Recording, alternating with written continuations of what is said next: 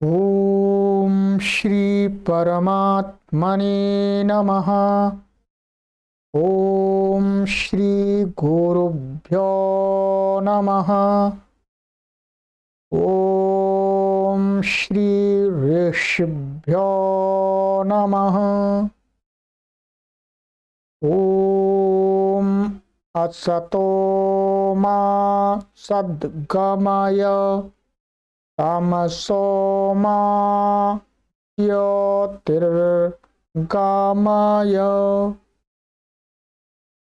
मृत्योर्मामृतं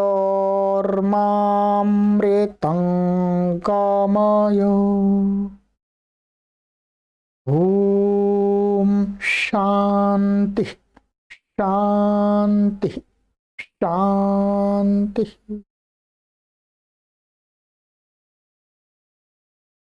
सर्वेभ्यो नमः। देववाणी संस्कृतं यूट्यूब चलदृश्यं प्रति भवतां भवतीनां च हार्दं स्वागतम्। अष्टाध्यायी भाष्य प्रथमावृत्तिः द्वितीयः अध्यायः तृतीयः पादः विभक्ति प्रकरणम लाइव कक्षा संख्या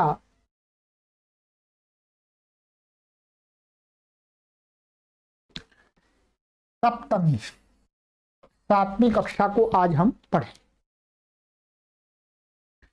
इस संपूर्ण अष्टाध्यायी के कोर्स को बनाने के पीछे एक हमारा महान उद्देश्य है।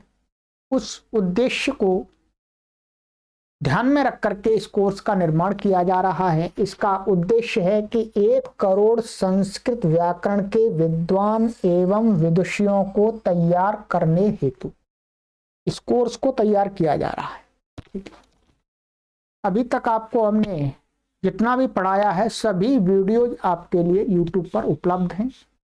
प्लेलिस्ट बाकायदा बना दी गई हैं। आप क्रमानुसार जब चाहें तब इन वीडियोज को देखें। वीडियोज को पढ़ने के लिए आपको अच्छी प्रकार से समझना है, वीडियोज का पूरा लाभ लेना है तो आप पुस्तक भी मंगा सकते हैं। पुस्तक को मंगाने के लिए आप इस व्हाट्सएप नंबर पर संपर्क करके ऑनलाइन मंगा सकते हैं। और देववाणी संस्कृतम.com वेबसाइट है, उसको आप गूगल में डाल के सर्च कर लीजिएगा तो वहां से भी ऑर्डर कर सकते हैं। चलिएगा मित्रों, कोई भी आपको जानकारी चाहिए तो आप इस व्हाट्सएप नंबर से जुड़िएगा। और गत कक्षा में मैंने आपको यहां तक पढ़ा दिया था। सहयुक्ते माने सहयुक्ते प्रधाने दूसरे अध्याय के तीसरे पाद का 19वां सूत्र ये कंप्लीट हमारा हो गया यहां तक। अब इसके आगे का हम सूत्र देखते हैं। सूत्र संख्या है 20। ठीक है, ये सूत्र हम अनुवाद आदि में भी पढ़ाते हैं, परंतु अब इसको हमें यहाँ पर गहराई से समझना है। और आपका इतना स्तर बन गया है कि अब आप इसको पूरा समझ सकते हैं। ये नांग विकारः ये नांग विकारः ये ना तृतीय विभक्ति एक वचनांतम अंग विकारः प्रथमा विभक्ति एक वचनांत अंग। अब यहां पर क्या है, ये जो अंग शब्द है ध्यान देंगे। एक अंग शब्द का अर्थ होता है भाग, बॉडी का अंग माने शरीर का अंग, ये हाथ अंग है। ठीक है, एक तो अंग शब्द का क्या अर्थ हुआ, भाग माने हिस्सा, अवयव है। क्या है, अंग का अर्थ हो गया अवयव।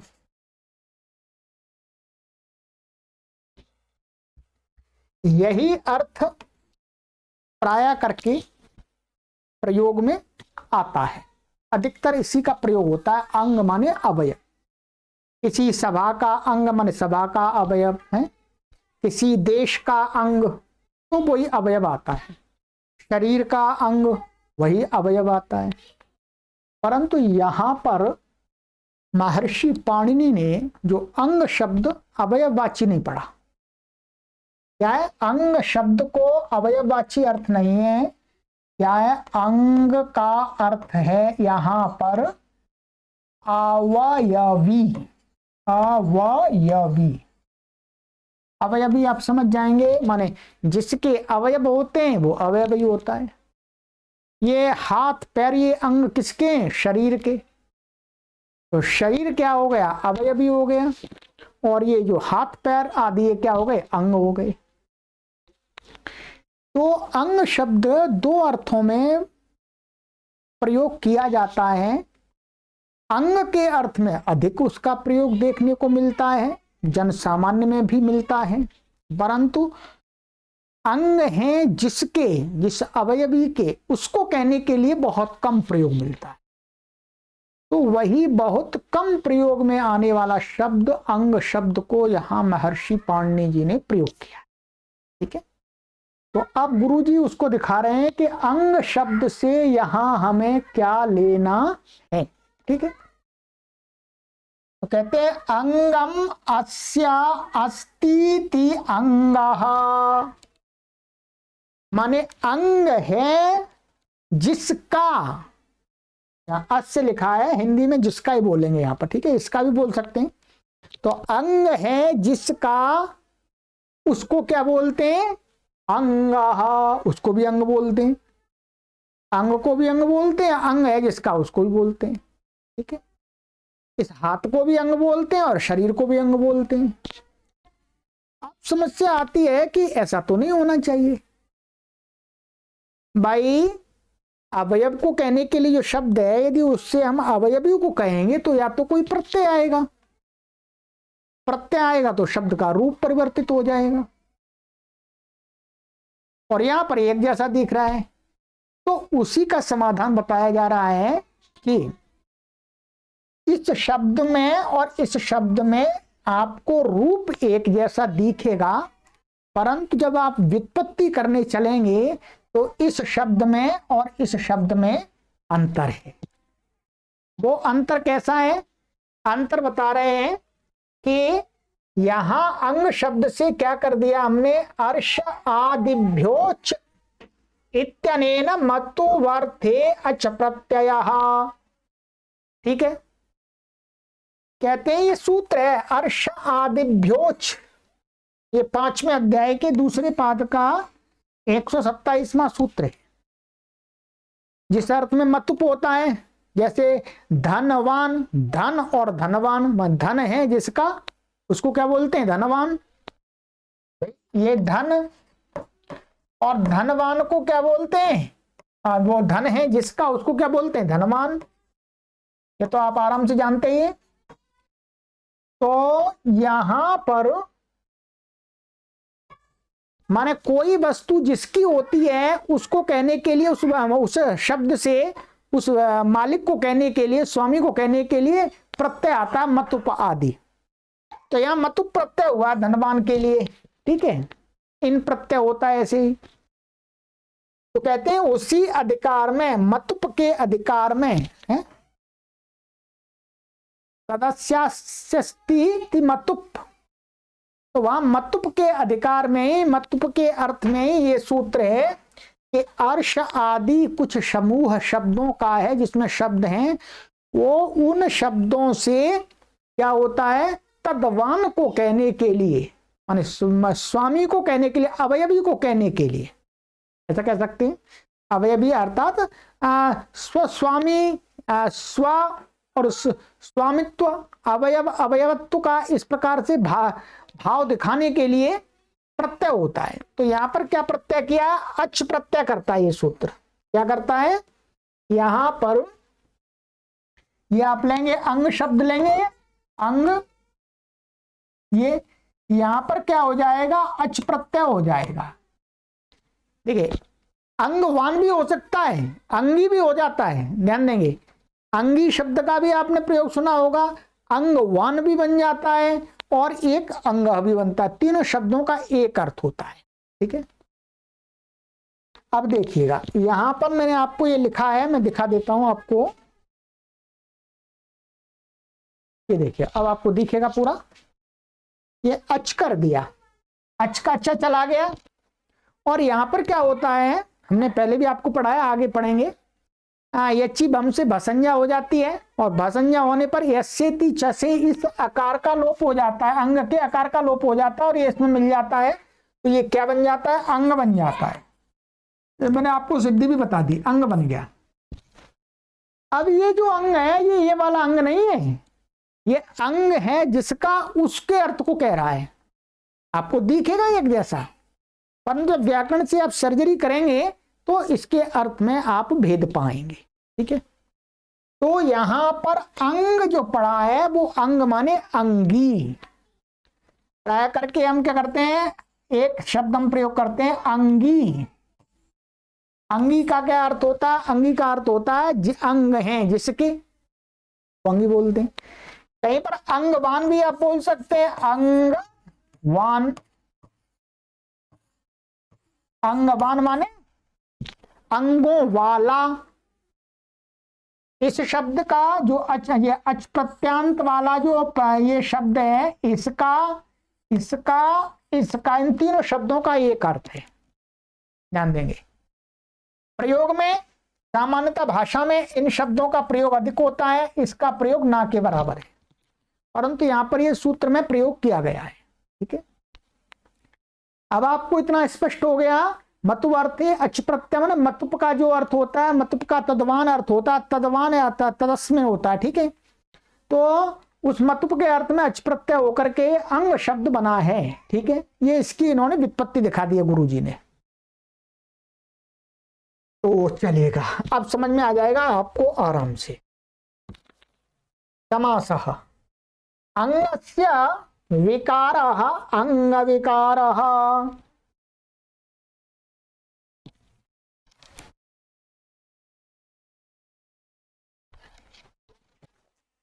अब देखिए, आप समास कर रहे हैं अंग विकार में, अंगस्य विकारः अंग विकारः षष्ठी तत्पुरुषः। अब यह अंगस्य विकारा का क्या हुआ अर्थ, माने अंगी का विकार, ये अर्थ आएगा, अंगी का विकार। ये सामान्य है। अनुवृत्ति इसमें आती है तृतीय विभक्ति की। किसकी आती है, तृतीय विभक्ति की।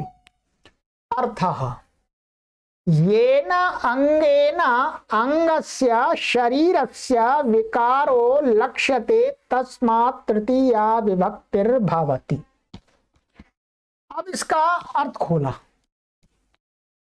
यहां पर ये येन शब्द है, ये सर्वनाम के रूप में प्रयोग हो रहा है, और यहां पर किसका सर्वनाम का संबंध लगेगा, तो अंग शब्द को लाना पड़ेगा हमको, क्योंकि यहां पर हमें जो संबंध दिखा रहे हैं अंग और अंगी का संबंध होता है, अंग और अंगी का। तो इसलिए क्या है, ये न अर्थात अंगेना, माने जिस अंग से। ये अंग शब्द किसको कह रहा है, अवयव को, ध्यान देंगे, अवयव। ठीक है, ये अवयव को कह रहा है यहां पर। ये ना अंगेना, अब ये वाला शब्द है अंग, तो अंगस्य माने अंगस्य का अर्थ क्या हो गया, शरीरस्य। शरीर का अंग की बात चल रही है यहां पर, तो शरीरस्य माने बॉडी, उसका विकारो लक्ष्यते माने जिस अंग के द्वारा है। यहां पर एक शब्द और जोड़ देंगे, जो नव्य व्याकरण वाले हैं उन्होंने थोड़ा सा यहां जोड़ दिया है।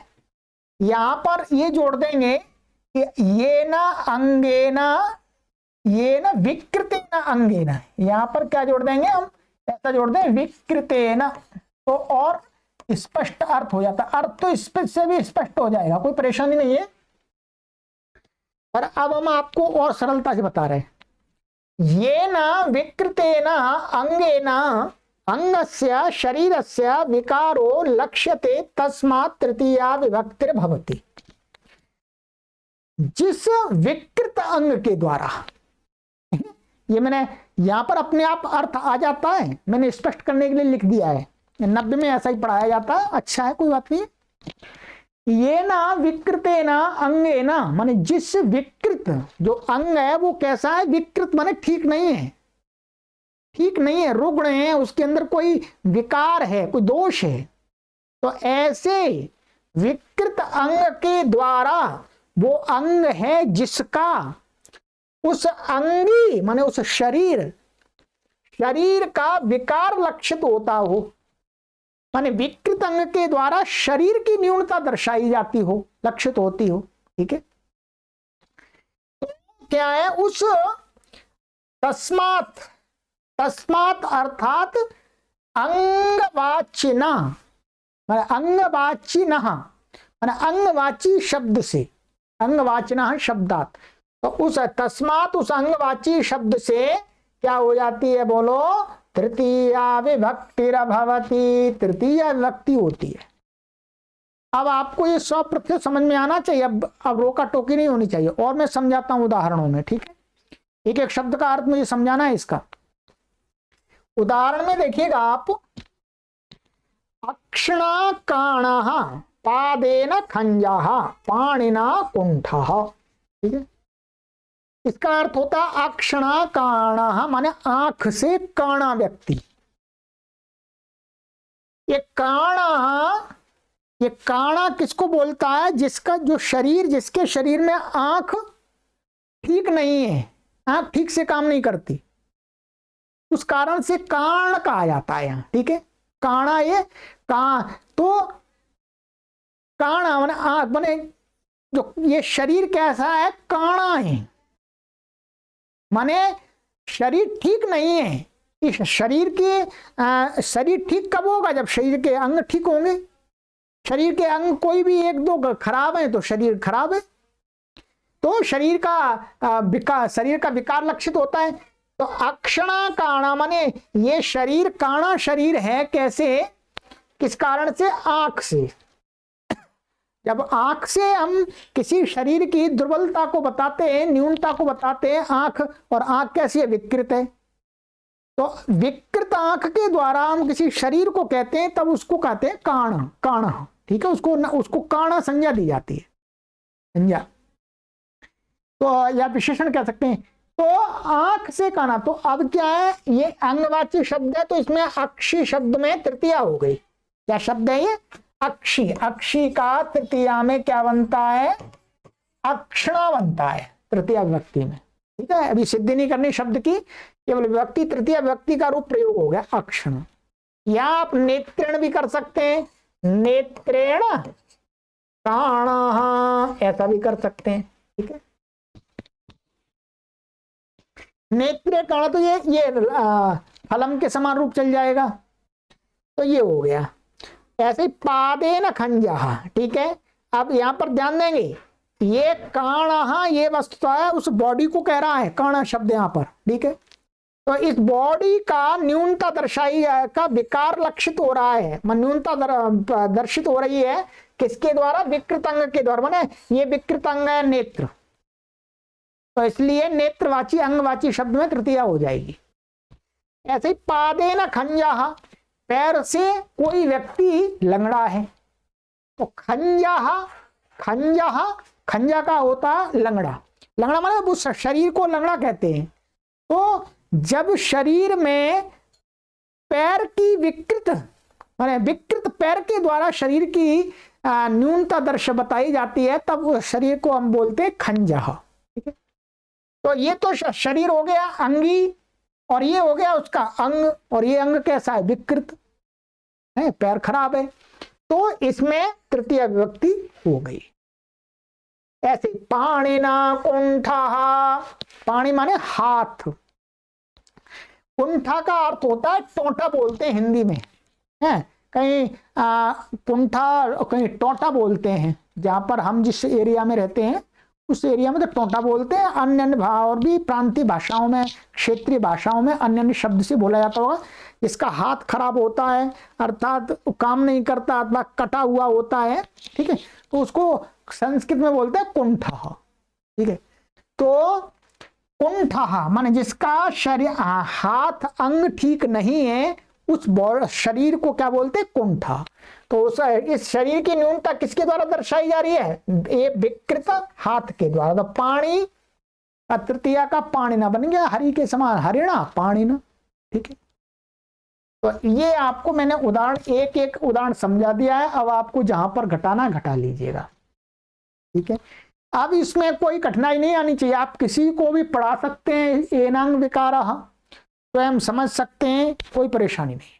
ठीक है, चलिएगा अब यहां पर मैं गुरुजी की बात आपको हिंदी में पढ़ के बता देता हूं। ठीक है, ये ना जिस अंग शरीरावयव के द्वारा अंग विकार, अंगी अंग माने अंग माने अंगी माने अर्थात शरीर का विकार लक्षित हो, उससे तृतीया विभक्ति होती। अंग अर्थात शरीर के अवयव हैं, ध्यान दिया, अंग अर्थात शरीर के अवयव हैं। जिस समुदाय में वह शरीर समुदाय है, अंग कहलाया। यहाँ पर अंग है, अंग जिसका तो अच प्रत्यय आया तो वैसे ही बना। ये न अर्थात जिस अंग के द्वारा, यहाँ आक्षेप से द्वितीय अंग, द्वितीय अंग शरीरावयवाची लिया गया है, माने वहां पर हमें उसका अपने आप आक्षेप करना पड़ेगा, नहीं तो अर्थ नहीं बनेगा। ठीक है, तो एक शरीरवाची अंग का हमने अन्वय कर लिया।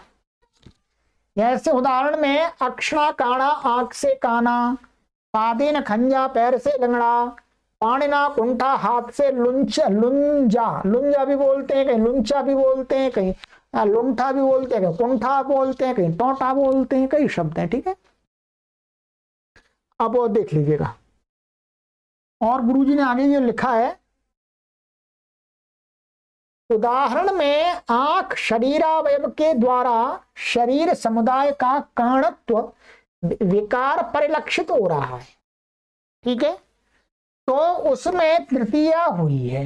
इसी प्रकार और उदाहरणों में भी समझें। ठीक है, उदाहरण में आंख है, वो शरीर का अवयव है, उसके द्वारा शरीर समुदाय का कारणत्व माने उसका न्यूनता विकार लक्षित हो रहा है, तो इसलिए उसमें तृतीया हो गई अंगवाची शब्द में आंख में। इसी प्रकार अन्य उदाहरणों में भी समझना है आपको। ठीक है, चलिए ये हो गया ये नांग विकार। अब आ जाइएगा आगे।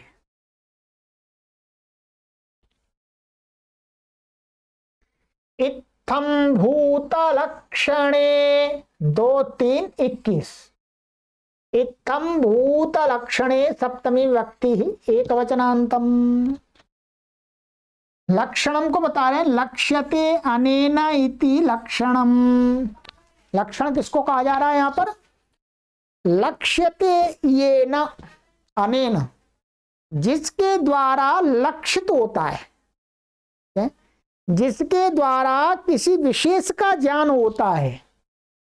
तो जिसके द्वारा होता है वो क्या होता है? लक्षण होता है। क्या होता है? लक्षण होता है। जैसे खाकी वर्दी, मानिएगा भारत देश में खाकी जो वर्दी होती है और बाकायदा बैच आदि लगे होते हैं, तो उससे क्या लक्षित होता है? ये पुलिस वाला है। तो पुलिस वाले का लक्षण क्या है? वो बंदूक या डंडा लिए हुए होगा और खाकी ड्रेस पहने होगा और ये बेल्ट पहने होगा, ठीक है, और कैप भी लगाए होगा। तो ये क्या है? लक्षणवाची शब्द है। अब आ जाइएगा आगे। तो लक्ष्यते लक्षणम, ये क्या है? उसमें साधन में, कर्ण में या हेतु में लुट प्रत्यय है तृतीय अर्थ में। ठीक है, समास कंचित प्रकारम प्राप्तः इत्थम भूतः तस्य लक्षणम इत्थम भूत लक्षणम तस्मिन् इत्थम भूत लक्षणे षष्ठी तत्पुरुष। अब पहले इत्थम भूतम को समझ लेना है। इत्थम भूत क्या होता है?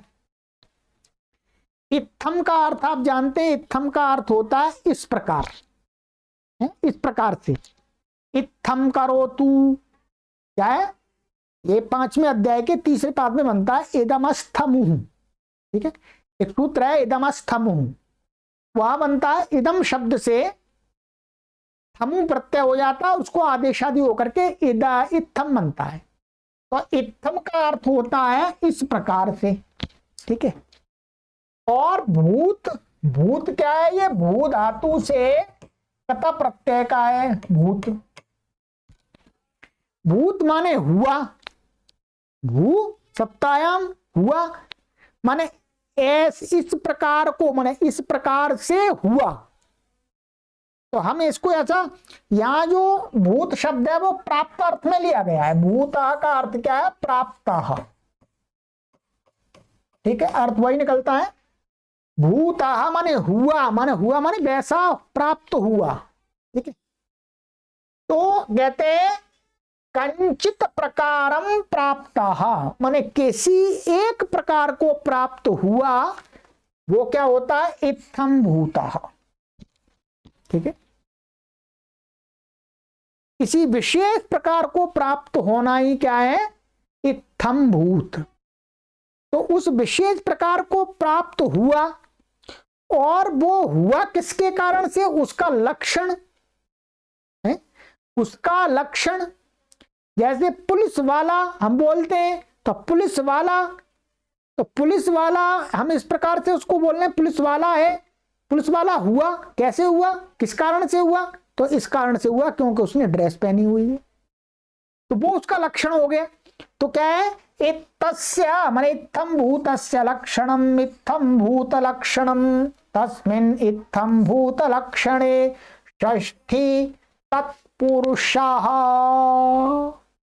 ठीक है, क्या हुआ? षष्ठी तत्पुरुषः। आइएगा, अनुवृत्ति है इसमें तृतीया विभक्ति की। ठीक है,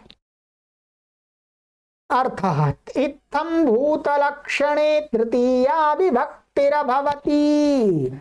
सरल है, इत्थम भूत के लक्षणवाची शब्द में तृतीया विभक्ति होती है। सरल है। अब देखिए उदाहरण, देखिए उदाहरण, अपि भवान कमंडलुना छात्रमद्राक्षीत्। ठीक है, अपि भवान मेखलया ब्रह्मचारिणम अद्राक्षीत्। इसका अर्थ है अपि भवान, भाई आपने कहीं पर कमंडलू लिए हुए छात्र को देखा था, है? अथवा अपि भवान मेखलया ब्रह्मचारिणम अद्राक्षीत्, अथवा आपने मेखला पहने हुए किसी ब्रह्मचारी को देखा था, ऐसा करके अर्थ होता प्रयोग। ठीक है, अब यहां पर आपको देखना है कमंडलुना और मेखलया। हम ब्रह्म, कोई व्यक्ति है, कोई मनुष्य है, हम उसको कह रहे हैं कि ये मनुष्य छात्र है और ये मनुष्य ब्रह्मचारी है। ऐसे हम बोलते हैं ये मनुष्य क्या है? पुलिस वाला है।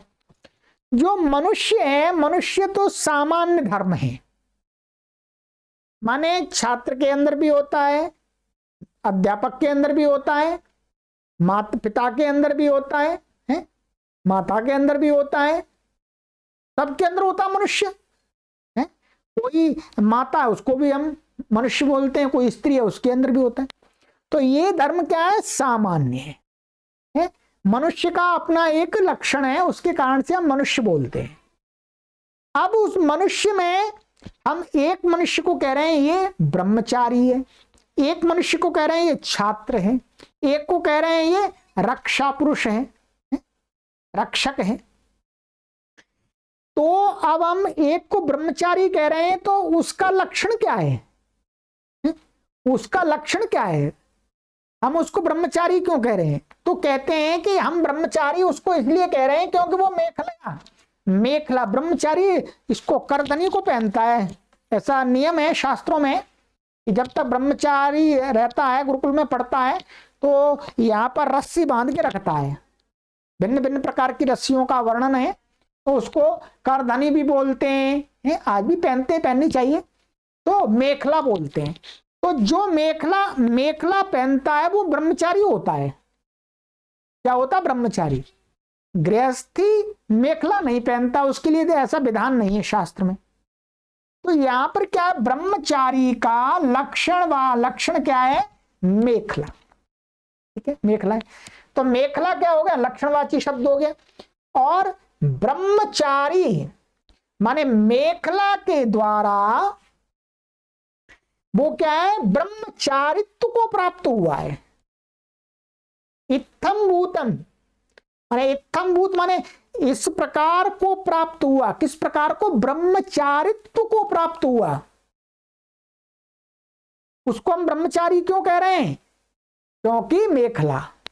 तो ब्रह्मचारित्व को प्राप्त करने का लक्षण क्या है यहां पर, मेखला, इसलिए उसको मेखला क्या हो गया, इत्थम भूत लक्षणवाची शब्द हो गया। तो उसमें तृतीया हो गई मेखलया, रमा का रमया, वैसे मेखलया हो गया।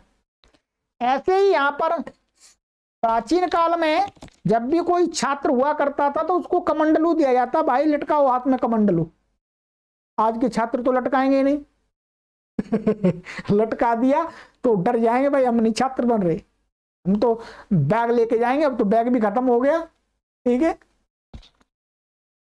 तो कहते हैं कि प्राचीन काल का उदाहरण है ये, पाणिनि काल का, कि जो छात्र हुआ करते थे उनको एक कमंडलू दिया जाता, एक लठ दिया जाता था ठीक है, और चोटी रखाई जाती थी और गंजा सिर किया जाता था। तो यहाँ पर क्या है, जो छात्र होता है उसके हाथ में कमंडलू होता है। कमंडलू पकड़े हुए व्यक्ति को हम देख सकते हैं, भाई हम जान सकते हैं अच्छा ये छात्र है। कमंडलू इसलिए क्योंकि प्राचीन काल में जो छात्र हुआ करते थे वो भिक्षाटन करके ही अपना भोजन आदि प्राप्त करते थे, ठीक है। और गुरु जी का भी भोजन प्राप्त करते थे भिक्षाटन से। तो भिक्षा के लिए वो कमंडलू चाहिए होता था। तो छात्रत्व लक्षण को प्राप्त किस कारण से हुआ है, क्योंकि इसने कमंडलू को पकड़ा हुआ है, ठीक है। अब आप कहेंगे साधु संत भी पकड़ लेते हैं, साधु संत अलग बात है, पर मुख्य रूप से जो शास्त्रों में वर्णन है वो छात्र धर्म को अपनाने वाले लोगों के लिए कमंडलू का विधान है, ठीक है। पकड़ तो कोई भी ले सकता है जी, क्या परेशानी। तो यहां पर कमंडलू क्या हो गया, छात्रत्व को प्राप्त कराने वाला लक्षणवाची शब्द हो गया। लक्षणवाची शब्द में क्या हो गई, बोलो, तृतीया विभक्ति ही, ठीक है। क्लियर हो गया। अब कोई परेशानी, चलिए हिंदी भी बता देता हूं, गुरुजी ने जो लिखी है। इत्थम भूत लक्षण, इत्थम भूत का जो लक्षण उसमें तृतीया विभक्ति होती है।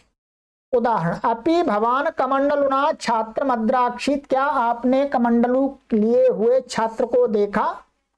अपि भवान मेखलया ब्रह्मचारिण मद्राक्षित, क्या आपने मेखला वाले ब्रह्मचारी को देखा ठीक है। उदाहरण में मनुष्यत्व सामान्य है, माने ये भी मनुष्य है और ये भी मनुष्य है। छात्र मनुष्यत्व दोनों में, मेरे में भी आप में भी है। उसमें छात्रत्व और ब्रह्मचारित्व प्रकार है, अर्थात छात्रत्व प्रकार माने धर्म को प्राप्त हुआ मनुष्य, ब्रह्मचारित्व प्रकार को प्राप्त हुआ मनुष्य। यही क्या है, यह इत्थम भूत है, यही इत्थम भूत है। इस इत्थम भूत का कमंडलू और मेखला लक्षण है, ठीक है। माने छात्र क्यों कह रहे हैं और उसको ब्रह्मचारी क्यों कह रहे हैं, कमंडलू के कारण से और मेखला के कारण से। अर्थात कमंडलू से छात्र लक्षित किया जा रहा है, वही छात्र है, और मेखला से ब्रह्मचारी लक्षित हो रहा है। अतः उनमें तृतीया हो गई। भू प्राप्त चुरादी गण धातु से कता प्रत्यय होकर के भूत शब्द बना है। यहाँ इन्होंने एक भू प्राप्त धातु भी है, ठीक है, भू सत्तायाम धातु है, उसको ना लेकर के यहाँ भू प्राप्त धातु ले ली है, ठीक है, कोई परेशानी नहीं है। ये चुरादी गण के लिए है, भू प्राप्त, ठीक है। अतः भूत शब्द का अर्थ है प्राप्त, ठीक है। क्या अर्थ है, प्राप्त।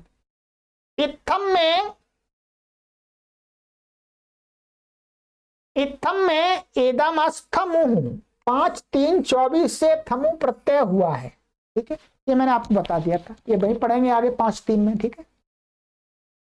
तो ये हो गया आपका इत्थम भूत लक्षण है। अब आपको ये दोनों सूत्र थोड़े से टेढ़े सूत्र हैं, वैसे कठिन नहीं है, परंतु आपको ये 100% समझ में आने चाहिए। आप जिन जिन पाठक को समझ में आ गया वो कमेंट जरूर करेंगे, कमेंट जरूर करेंगे, हाँ गुरुजी समझ में आ गया। अथवा जिनको जितने परसेंट समझ में आ गया उतना परसेंट लिख करके कमेंट कर दीजिएगा, ठीक है। चाहे आप पढ़ें कभी भी इसे, 10 साल बाद पढ़ें, 100 साल बाद, तो भी कमेंट जरूर कर दीजिएगा, ठीक है। चलिएगा अब चलते हैं आगे।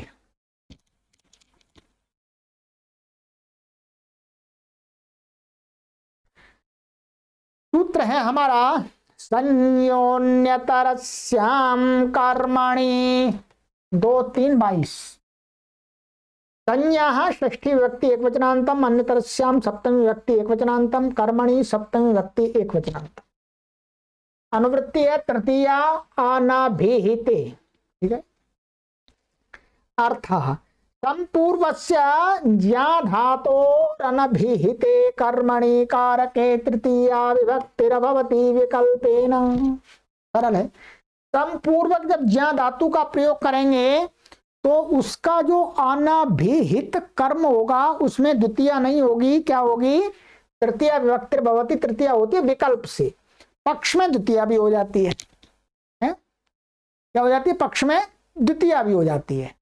तो जैसे मात्रा संजानीते बालः, बच्चा माता को पहचानता है। संपूर्वक ज्ञा धातु का अर्थ होता है पहचानना। तो यहां पर क्या है? मात्रा तृतीया हो गई तो अर्थ वही निकलेगा, बच्चा माता को पहचानता है, अथवा मातरम संजानीते बालः, ठीक है। तो माता को बच्चा पहचानता है। अब यहां पर आप ऐसे मत कंफ्यूज, यहां पर अनुस्वार है और यहां पर क्या कर दिया है? परसवर्ण कर दिया है और कुछ नहीं है। परसवर्ण विकल्प से होता है तो पक्ष में अनुस्वार भी रह गया है, ठीक है। अब ऐसे पित्रा संजानीते, पितरम संजानीते, पिता को पहचानता है, या तृतीया हो गई, ये द्वितीया हो गई। तो पितरी का तृतीया में पित्रा बनता है और ये द्वितीया में पितरम बनता है। ये तो रूप आपको याद है, ठीक है। तो ये बन गया तृतीया व्यक्ति हो गई यहाँ पर, और द्वितीया हो गई है, तृतीया हो गई यहाँ पर। अब क्या है? संपूर्वक जो ज्ञा धातु है वैसे तो उसको क्या है? आत्मनेपद होता है। ये हमने पढ़ लिया है प्रथम अध्याय के तृतीय पाद में, क्या? संप्रतिभ्याम नाध्याने, ठीक है। आत्मनेपदी सूत्र से हुआ है। सूत्र मैं फिर दिखा देता हूं आपको। ये सूत्र है 1-2-46। क्या है ये? संप्रति पूर्वात अनाध्याने अर्थे वर्तमाना ज्ञा धातोर आत्मनेपदम भवति। तो आत्मनेपद का प्रयोग होता है, नहीं तो संजानाति ऐसा होता है, ठीक। चलिए ये हो गया आपका संयोन्य तरस्याम कर्मणि। विकल्प से होता है, पक्ष में द्वितीया हो गई है, ठीक है। द्वितीया उसी से हो जाती है, कर्मणि द्वितीया से, ठीक। ध्यान रखें इसने क्या किया है? तृतीया की है कर्म में। अब पक्ष में द्वितीया किससे होगी? कर्मणि द्वितीया से हो जाएगी, ठीक है। चलिए आइएगा अब चलते हैं आगे। हेतु 2-3-23। हेतु सप्तमी व्यक्ति एकवचनांतम, अनुवृत्ति ही तृतीया की आ रही है। अर्थ हेतुवाची शब्दे तृतीया विभक्तिरभवति। बिल्कुल सरल है। हेतुवाची जो शब्द होता है, हेतु आप सभी जानते हैं और अभी समझ लेंगे। हेतुवाची जो शब्द होता है उसमें क्या कौन सी विभक्ति करनी चाहिए? बोलो, तृतीया विभक्ति। जैसे विद्या यशः, माने यश, यश को प्राप्त करना। प्राप्त करने में हेतु क्या है? तो कहते हैं विद्या। तो विद्या से यश मिलता है, तो विद्या में तृतीया हो गई, तृतीया हो गई। रमा के समान रूप बन गया, रमया विद्या। सत्संगेन बुद्धि, तो बुद्धि आती है, बुद्धि अच्छी मन बुद्धि विवेक आता है, वो किससे आता है? उसमें हेतु क्या है? सत्संगेन, सत्संग हेतु, सत्संगेन तृतीया हो गई। धनेन कुलम, कुलम माने हम बोलते हैं ये अच्छा कुल है, मैं कुल है, ये कुल का अर्थ में कोई जिसके पास में धन अधिक होता है उसको ही कुल बोलते हैं वस्तुतः। ठीक है, समाज की मेंटलिटी ऐसी है। तो धनेन कुलम, मान धन के द्वारा कुल स्थित है, ऐसा कह सकते हैं, मान कुल की कुल स्थित है। तो यहाँ कुल का स्थित्व तो किसके कारण से, धन के कारण से है। अब यहां पर देखें चलिएगा, विद्या यशा, विद्या के द्वारा यश प्राप्त हुआ, ऐसा अर्थ है। ठीक है, सत्संगेन बुद्धि, सत्संग के द्वारा बुद्धि प्राप्त होती है, हुई है। धन के द्वारा कुल भी स्थित है। उदाहरणों में विद्या के द्वारा यश प्राप्त हुआ, अतः वह हेतु है। इसी प्रकार अन्यों में भी समझें। यहां पर सिद्धि दे दी है इन्होंने छोटी सी, ये परंतु सबकी सिद्धियां हम यहां नहीं कर सकते अभी, क्योंकि हमारा जो मुख्य फोकस है वो किस पर है, विभक्ति को पढ़ने पर। तो दिखा दिया, उसको बता देता हूं। विद्या टा तृतीय वचन का आंगी चापा, आंगी चापा से क्या हो जाता है, टा के परे रहते जो आप आवंत होता है उसको एकार हो जाता है, क्या हो जाता है, एकार। और एचो एवा यावा से आय आदेश होकर के टा का ट चला जाता है, तो क्या बन जाता है, विद्या बन जाता है। विद्या एचो एवा यावा विद्या बन गया। ठीक है,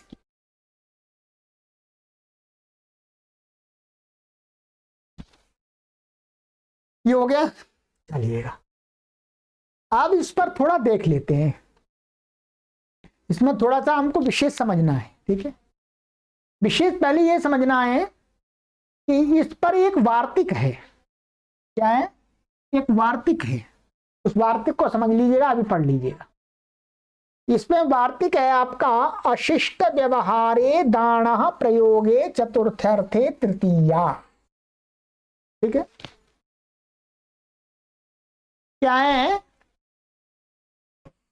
अशिष्ट व्यवहार, ये मैंने पढ़ाया भी था आपको, ये प्रथम अध्याय के तृतीय पाद में आया था। जब संयच्छति की सिद्धि हमने की थी, संयच्छते आदि, तब क्या है ये बताया था आपको, संयच्छते की सिद्धि की थी हमने। ठीक है, अब आपको ये पूरा समझ लेना है। यहां पर मैं बता देता हूं, मैंने आपको कौन से सूत्र पर पढ़ाया था।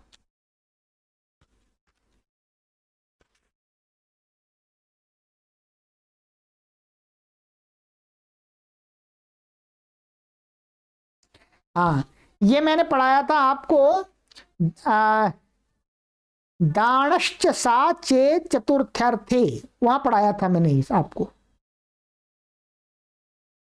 ठीक है, तो अब क्या है, यहां ये वार्तिक है कि अशिष्ट व्यवहारे, अशिष्ट व्यवहार माने शास्त्रों के विपरीत आचरण करने पर दान प्रयोगे, दान दाने, दाने नहीं, या डुदाई दाने का नहीं, धातु है ये, डुदाई दाने आदि, दान दाने धातु है। दान दाने माने उस दान धातु का प्रयोग हो रहा हो।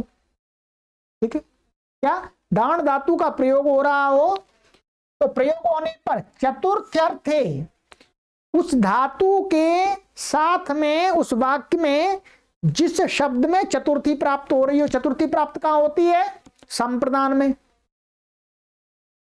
क्या चतुर्थी प्राप्त कहां होती है, संप्रदान में। तो संप्रदान कारकवाची जो शब्द है उसमें क्या कहनी चाहिए, चतुर्थी प्राप्त होती है तो उसमें तृतीया विभक्ति कहनी चाहिए, तृतीया होती है। परंतु ये बात कब, शिष्ट व्यवहार गम्यमान होना चाहिए। इसका उदाहरण देते हैं, जैसे दास्या संयच्छते कामुकः, ध्यान दीजिएगा, ये उदाहरण दिया है, दास्या संयच्छते कामुकः। यहां है कि कोई व्यभिचारी व्यक्ति है, कामुक व्यक्ति है, वो क्या है, अपनी दासी के लिए धन देता है। यहां पूरा वाक्य बनाएंगे तो ऐसा निकलेगा, दास्या धनम, दास्या धनम संयच्छते कामुकः। तो व्यभिचारी व्यक्ति है, वो अपनी दासी को, जो भी कोई आदि उसके जो सेविकाएं आदि हैं, उनको धन देता है गलत काम करने के लिए। अब क्या है, माने अपना शारीरिक संबंध बनाने के लिए, तो शारीरिक संबंध अपनी स्त्री को छोड़ करके दूसरे की स्त्री को के साथ में संबंध बनाना, वो क्या है, शास्त्रों के अनुसार अशिष्ट व्यवहार है, गलत व्यवहार है। तो यहां पर अशिष्ट व्यवहार हो रहा है, शास्त्र के विपरीत व्यवहार हो रहा है। तो ये दासी के लिए ऐसा अर्थ है देने, जिसको धन दिया जाता है, कुछ देना आदि होता है, उसकी संप्रदान संज्ञा हो जाती है कर्मणा यम अभिप्रैति स संप्रदानम। तो यहां पर चतुर्थी प्राप्त हो रही थी, चतुर्थी संप्रदाने से। तो कहा कि चतुर्थी नहीं होगी, अशिष्ट व्यवहार होगा, तो दान का प्रयोग हो रहा है। ये दान का प्रयोग हो रहा है, यहां पर समपूर्वक दान है, दान कोई अच्छा आदेश हो जाता है, ठीक है, दान कोई अच्छा आदेश हो जाता है। तो यहां पर ये दासी में अब क्या कर दिया हमने, इसके सूत्र से वार्तिक से तृतीया कर दी। क्या कर दी बोलो, तृतीया, तृतीया कर दी। तो दासी का नद्या के समान, दासी प्लस ता और जोड़ दीजिएगा ये आ, तो आ दास से बन जाएगा कोई णची लग करके, ठीक है। अब कहते हैं धर्मे तो भार्यायै संयच्छति, यदि कोई व्यक्ति अपनी पत्नी को धन देता है तो वो तो शास्त्र के अनुकूल है। अर्थात कोई व्यक्ति अपनी पत्नी को प्रसन्न करने के लिए या शारीरिक संबंध बनाने के लिए कोई उपहार आदि देता है तो ये शास्त्र के अनुसार अनुकूल है, प्रतिकूल नहीं है, मर्यादा के अंदर आता है। इसलिए यहां पर भार्यायै, धर्मे तो, धर्मे माने जो शास्त्रों के अनुसार जो व्यवहार है उसमें तो भार्यायै संयच्छति, ये बन जाएगा भार्यायै संयच्छति, माने भार्यायै धनम संयच्छति, ठीक है। तो यहां पर चतुर्थी बनेगा, तब तो चतुर्थी बनेगा, परंतु यदि अशिष्ट व्यवहार होगा तो तृतीय विभक्ति होती है। तो हेतु सूत्र पर हम ये वार्तिक भी पढ़ लेते हैं कि अशिष्ट व्यवहारे दान प्रयोगे चतुर्थ्यर्थे तृतीया, ठीक है। चलिएगा, ये वार्तिक कंप्लीट हो गया आपका। अब आ जाइएगा आगे। अब है एक सूत्र, यहां पर एक वार्तिक है, वार्तिक कह सकते हैं इसको, आप इसको समझ लीजिएगा। जैसे जब अलम शब्द होता है, अलम क्या, अलम शब्द, अलम शब्द के साथ में जब समर्थ वाला, पर्याप्त अर्थ वाला होता है तब तो चतुर्थी होती है। ये पढ़ा दिया आपको पहले हमने, ठीक है। क्या है, नमः स्वस्ति स्वाहा स्वधालम बषड योगाच, उस पर हमने पढ़ा दिया था। परंतु क्या है, एक अलम शब्द जब निषेध के अर्थ में आता है तब उसके साथ में होती है तृतीय विभक्ति। अब उसके लिए कोई महर्षि पाणिनि का सूत्र नहीं है, महर्षि पाणिनि का एकदम साक्षात कोई सूत्र नहीं है। तो ये वार्तिक या परिभाषा इस प्रकार की बनाई हुई है आचार्यों ने, क्या बनाई है कि गम्यमानापि क्रिया कारक विभक्तौ प्रयोजिका, इसको ध्यान कर लीजिए, ठीक है। क्या, गम्यमानापि क्रिया माने क्रियावाची शब्द का प्रयोग नहीं हो रहा परंतु उसका अर्थ प्रतीत हो रहा है, क्या, उसका अर्थ प्रतीत हो रहा है। तो क्या है, वो क्रिया चाहे वह प्रयोग नहीं की जा रही हो, वो क्या है, कारक विभक्तौ माने कारक में विभक्ति करने के लिए क्या बन जाती है, प्रयोजका माने हेतु बन जाती है, ठीक है।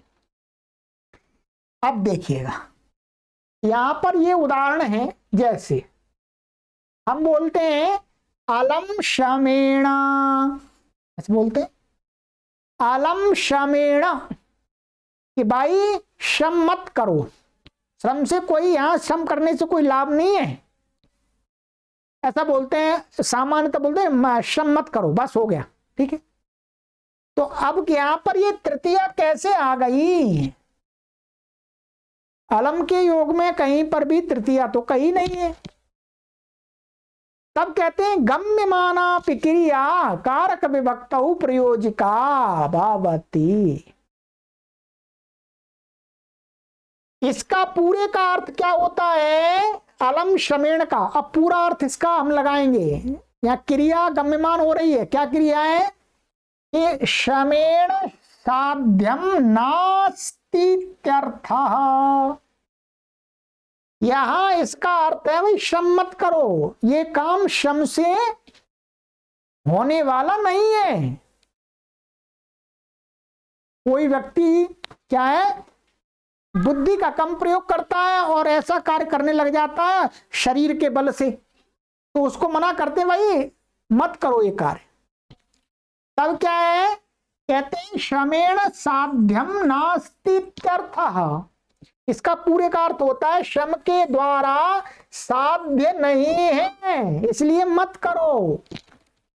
तो यहां पर क्या है, साध्य क्रिया है। यहां पर साध्य क्रिया का शब्द प्रयोग नहीं कर रहे, परंतु इसके अंदर साध्य क्रिया का अर्थ गम्यमान हो रहा है, प्रतीत हो रहा है। तो वही कहा, यह साधन क्रियाम प्रति श्रमः कारणम। यहां अब क्या देखिएगा, यहां साधन माने श्रम के द्वारा साध्य नहीं है, श्रम के द्वारा साध्य। तो यहां श्रम क्या, ये श्रम क्या बन रहा है? साधकतमम करणम। साधन क्रियाम प्रति माने साधन क्रिया के प्रति श्रम क्या बन रहा है? करण बन रहा है। इसलिए क्या हो जाएगी, कर्तृकर्णयोस् तृतीया से तृतीया विभक्ति हो जाती है। और हमको लगता है कि अलम श्रमेण, श्रम के साथ तृतीया, अलम के साथ तृतीया, तो इसलिए पढ़ाते नहीं है ज्यादा अधिकतर कि श्रम अलम के साथ। हाँ, तृतीया ये वस्तुतः अलम के कारण यहाँ पर नहीं हुई है। ये क्या है, ये तृतीया हुई है इसके कारण से, तृतीया हुई है यहाँ पर गम्यमाना क्रिया कारक विभक्त प्रयोजिका, माने साध्य क्रिया के कारण से ये श्रम कर्ण कारक है, इसलिए हुई है। श्रम व्यर्थ है, तात्पर्य यह है कि यह कार्य श्रम के द्वारा साध्य नहीं है। यहाँ साधन क्रिया है जो साक्षात प्रयुक्त नहीं है, किंतु यह वाक्यार्थ से गम्यमान है। मान पूरे वाक्य का अर्थ लेते हैं, इस गम्यमान क्रिया के प्रति श्रम सर्वाधिक उपकारक है, इसलिए साधन है। अतः गम्यमान क्रिया को मानकर श्रम शब्द की कर्ण संज्ञा हो जाती है, और कर्ण में कर्तृकर्णयोस् तृतीया से सूत्र से तृतीया विभक्ति हो जाती है। ये हो गया, ठीक है, इतना समझ लीजिएगा। तो इस प्रकार से हो जाता है। अब आपको एक चीज और बता देते हैं, हेतु की परिभाषा। हेतु हम जानते हैं, समझते हैं अच्छी प्रकार से हेतु क्या होता है, परंतु हेतु शब्द को हमें कोई बताए भाई हेतु शब्द को डिफाइन करो, माने उसको परिभाषित करो। तो इसके लिए काशिका में ये वाक्य दिया है, इसको आप लिख भी सकते हैं। ये काशिका का है, फल साधन योग्य पदार्थ लोके हेतु रुच्यते। बस इसको लिख लीजिएगा कि फल माने किसी भी फल को प्राप्त, फल माने कोई भी परिणाम, फल माने उसका जो भी अंतिम परिणाम कह सकते हैं, माने फल को प्राप्त करने का जो साधन होता है, साधन माने जो साधन, पदार्थ माने जो भी कोई विषय हो सकता है, वह लोक में हेतु कहा जाता है। क्या कहा जाता है? हेतु। अब इसको समझना है। जैसे मानिएगा, ये हमने उदाहरण पढ़ा था, विद्या यशः। यश माने कोई क्रिया करते हैं हम, क्या करते हैं? कोई क्रिया करते हैं और हम उस क्रिया के द्वारा फल चाहते हैं। क्या फल चाहते हैं? यश रूपी फल। कि भाई हमको धन संपत्ति ना मिले, हमको यश रूपी फल मिल जाए, ठीक है। तो हम कोई कार्य करते हैं तो कहते हैं उस क्रिया माने वो फल को प्राप्त करने के लिए, ये यश रूपी फल को प्राप्त करने के लिए जो सबसे अधिक जो क्या होता है उसको सिद्ध करने में साधन होता है, उपकारक होता है, वो ही क्या होता है, हेतु कहा जाता है। जैसे यश रूपी फल को प्राप्त करने के लिए यहां पर सबसे ज्यादा अधिक साधन क्या है, माने साधकतमम करणम से, माने कर्ण बन जाएगा साधन, माने विद्या विद्या, ठीक है। तो ये आप ध्यान रख लीजिएगा, फल साधन योग्य पदार्थो लोके हेतु उच्यते। माने लोक में माने जो कोई फल होता है उसको प्राप्त किया जाता, प्राप्त करने का जो साधन क्या होता है उसको ही फल कहा जाता है। तो हर जगह आपको यही मिलेंगे, कन्या शोकः, ये बहुत गलत उदाहरण दिया है, वैसे अच्छा उदाहरण नहीं दिया, परंतु ये एक गलत परंपरा बीच में चली हुई है मध्यकाल में, तब से आ गया है। इसका अर्थ है कन्या शोका, किसी के परिवार में कन्या उत्पन्न हो गई तो वो शोक को प्राप्त हो गए, ऐसा था सो थोड़ा पहले, अब थोड़ा बदल गया है, बदलना ही चाहिए। तो कन्या शोका, ठीक है। शोक जो शोक रूपी उसको फल प्राप्त हुआ तो उसका साधन क्या है, किसके द्वारा प्राप्त हुआ, कन्या के द्वारा प्राप्त हुआ। तो कन्या क्या हो गई, हेतु हो गए, हेतु होने से तृतीया हो गई। ये मैंने आपको बता दिया है, ठीक है। ये काशिका की बातें थी और कुछ मैंने आपको एक्स्ट्रा भी बता दिया है, ठीक है। चलिएगा, तो ये आपका हो गया है हेतु। चलिएगा,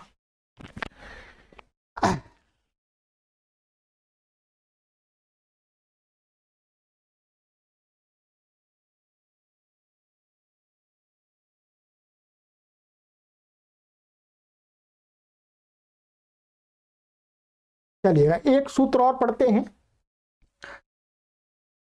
अकर्तर्यनुणे पंचमी, अकर्तरी सप्तमी व्यक्ति एक वचनांतम, ऋणे सप्तमी व्यक्ति एक वचनांतम, पंचमी प्रथमा व्यक्ति एक वचनांतम, अनुवृत्ति हेतु अर्थ ऋणे वाच्ये कर्तृरहिते हेतु पंचमी विभक्तिरभवति, ठीक है।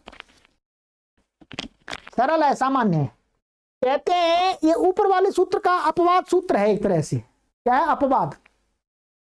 ऋणे वाच्ये कर्तृरहिते हेतु, माने हेतु और हेतु का विशेषण दिया, ये अकर्तरी ऋणे, ये दो विशेषण दिए कि जो हेतु हो, ठीक है, जो हेतु हो, परंतु वो हेतु कैसा होना चाहिए, कर्तृरहित, माने वाक्य में वो कर्ता नहीं बनना चाहिए। अभी बता देंगे उदाहरण, कर्तृरहित हेतु, ठीक है, माने कर्ता से रहित हेतु होना चाहिए। कर्ता होने जो हेतु है वो कर्ता से रहित होना चाहिए। और ऋणे वाच्य, और ऋण माने ऋण को कहा जा रहा हो, ऋण को कहा, ऋण माने कर्ज, माने कर्ज वाच्य होना चाहिए। तो उसमें उस हेतुवाची शब्द में क्या होती है, तृतीय, पंचमी व्यक्ति होती है, तृतीया नहीं होती है। क्या होती है, तृतीया नहीं होती। पूर्व वाले सूत्र से क्या प्राप्त थी, हेतु में, सब प्रकार के हेतु में तृतीया। तो इसने कहा कि इस प्रकार का यदि हेतु होगा तो वो पंचमी होगी। शताद बद्ध, सहस्राद बद्ध। अब यहां पर क्या है, ऋण गम्यमान हो रहा है। प्राचीन काल का उदाहरण है। तो पहले कभी ऐसा हुआ करता था कि भाई किसी ने कोई रुपए उधार ले लिए, 100 रुपए, और वो रुपए नहीं दिया उसने, तो जिसने रुपए दिए उसने उस आदमी को पकड़ लिया, बद्धामा ने पकड़ लिया, भाई पैसे नहीं देते तो हम तुमको पकड़ते हैं, तुमसे काम करवाएंगे। तो वहां पर क्या है, उस जो 100 रुपए उसने ऋण लिया था वो गम्यमान हो रहा है, इसको बांधा गया, पकड़ा गया है। वो किस कारण से पकड़ा गया है, 100 रुपए के कारण से। तो क्या है, ये 100 रुपए हेतु तो बन रहा है, क्या बन रहा है, हेतु तो बन रहा है, क्या बन रहा है, हेतु। परंतु क्या है, कर्ता से भिन्न है, कर्ता नहीं है ये, यहां पर कर्ता नहीं है, और ये हेतु भी है, और ये क्या है, ऋण गम्यमान हो रहा है, इसलिए इसमें क्या हो जाएगी, तृतीया नहीं होगी, पंचमी होगी। शतात् बद्ध, 100 रुपए के कारण से इसको ये पकड़ा गया है। ऐसे ही सहस्रात् बद्ध, 1000 रुपए के कारण से ये पकड़ा गया है, इसको बांधा गया है, मजदूर बनाया गया है। ठीक है, वही कहा, देख लीजिएगा उदाहरण में सरल है। शतात् बद्ध 100 रुपए के ऋण से बंध गया, अर्थात मालिक ने उसे नौकर बना लिया, काम कर भाई, चुका पैसे। सहस्रात् बद्ध, उसके बंधन का हेतु 100 रुपए है, सो हेतुवाची होने से पंचमी हो गई। पूर्व सूत्र से हेतु में तृतीया प्राप्त थी, पंचमी कर दी। अब यदि ऐसा उदाहरण होगा कि जिसमें कर्ता भिन्न हेतु, कर्ता भिन्न हेतु होने पर और ऋण गम्यमान होगा, तो क्या हो जाएगा, तृतीया होगी, पंचमी होगी, और अन्यत्र तृतीया होगी। अब आपको अभी पूरा समझ में नहीं आया होगा, मैं आपको समझाता हूं, क्योंकि उसको समझाने के लिए आपको उल्टे उदाहरण भी देने पड़ेंगे मुझे, है कि कर्तृभिन्न वाली बात समझ में नहीं आ रही होगी आपको। अभी क्या है कर्तृभिन्न, वो बात समझ में आएगी आपको काशिका के उदाहरण देख करके, आ जाइएगा। मैं काशिका के उदाहरण आपको दिखा देता हूं, ठीक है, यहां देखिएगा। शतात् बद्ध, ठीक है, और सहस्रात् बद्ध, ठीक है। यहां पर देखिएगा, यहां पर और स्पष्ट इसका अर्थ पढ़ लेंगे आप तो इतना समझ में आ जाएगा, मैं समझा देता हूं। हेतु माने हेताविति वर्तते, हेतु की अनुवृत्ति आ रही है ऊपर से। कर्तृवर्जितम यद ऋणम, अब देखिएगा, कर्ता से रहित जो ऋण, ऋण माने कर्ज कोई भी हेतु हो, और वो ऋण क्या बना, ऋण क्या है, वो हेतु है, हेतु भी है। तथा उससे पंचमी विभक्ति भवति, पंचमी होती है तृतीया अपवादो योगा, तृतीया का अपवाद का, तृतीया अपवाद ये सूत्र है तृतीया का। अब यहां पर क्या एकदम क्लियर हो, कर्ता से रहित वो जो हेतुवाची जो ऋण है, माने ऋण को क्या, 100 रुपए तो ऋण, ऋण को ही गम्यमान कर रहा, प्रतीत करा रहा, और ऋण का ही कहने वाला 100 रुपए है, तो वो ऋण, और वो कैसा होना चाहिए, कर्ता नहीं होना चाहिए। क्या, कर्ता नहीं होना चाहिए। अभी देखें, तब क्या है, पंचमी हो जाएगी। यदि कर्ता होगा तो तृतीया होगी, क्या होगी, तृतीया। कर्ता 2 प्रकार के होते हैं, बोलो क्या होते हैं कर्ता, कर्ता 2 प्रकार के होते हैं। एक होता है स्वतंत्र कर्ता, ये तो आपने पढ़ा है। एक क्या होता है, स्वतंत्र कर्ता, और एक क्या होता है, तत्प्रयोजको हेतुश्च। ध्यान दीजिएगा, क्या होता है, तत्प्रयोजको हेतुश्च। ये सूत्र लिख लीजिएगा, समझ लीजिएगा, वैसे आपको मैंने सारे पढ़ा दिए हैं, फिर भी ये देखिएगा। एक होता है स्वतंत्र कर्ता, ये आपको मैंने सूत्र पढ़ाया है पहले अध्याय के 4थे पाद में, सूत्र संख्या में आपको देख करके बता देता हूं।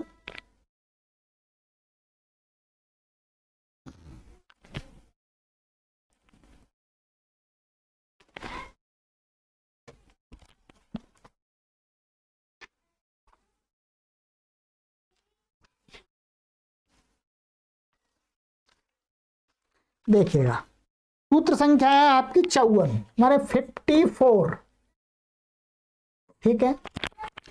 और इसी के आगे एक सूत्र है तत्प्रयोजको हेतुश्च। क्या, तत्प्रयोजको हेतुश्च, ये भी पढ़ाया था मैंने आपको।